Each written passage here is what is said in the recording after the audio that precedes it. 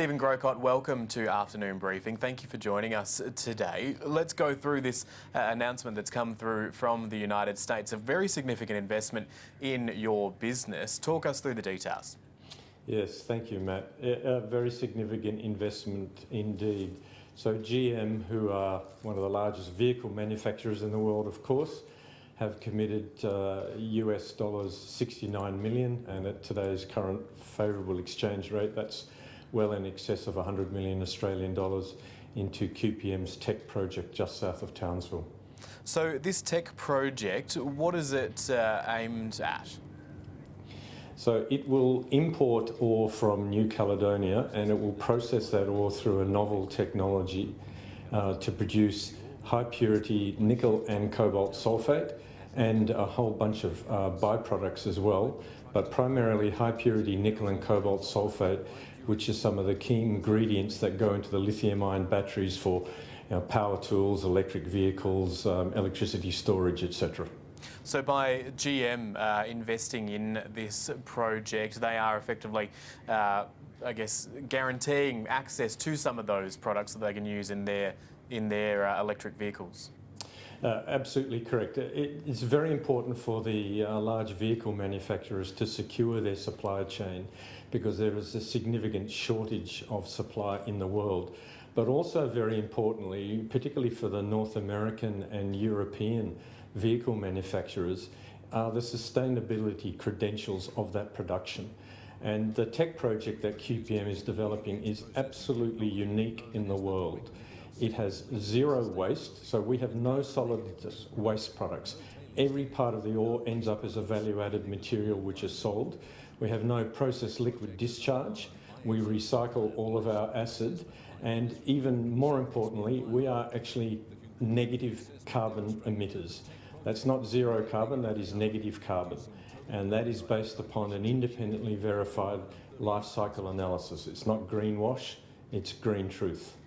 Let's pick up on what you said there about the shortages when it comes to these minerals, particularly when we're talking about large batteries that go into products such as electric vehicles. How can you quantify what that shortage actually is at the moment, or what that global outlook is like at the moment?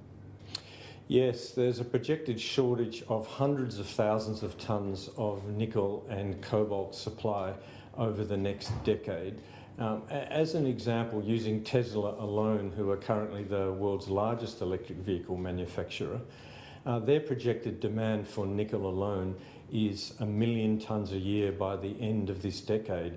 The global production of nickel at the moment is only about 2.5 million tonnes, and only a small fraction of that nickel is suitable to go into electric vehicle batteries. So there is a gargantuan shortage, and the vehicle manufacturers, particularly the more proactive ones like General Motors, are waking up and saying, we really need to move upstream and help incentivise the development of some of these projects, particularly the clean ones from a secure supply location like the tech project.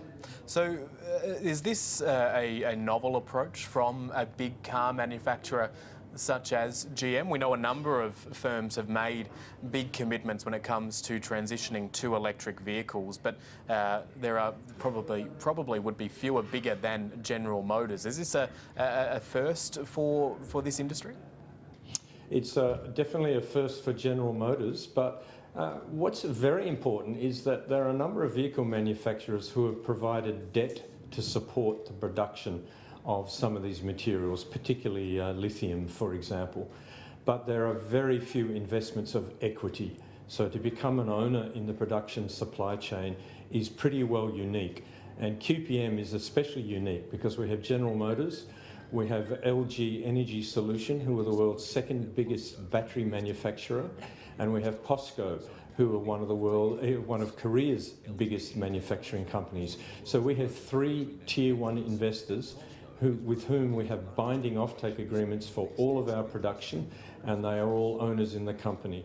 So you don't get a bigger vote of confidence than that. And while this is clearly a momentous day for your company, what about those also working in this industry across Australia? Is this high-value minerals processing industry gathering a head of steam?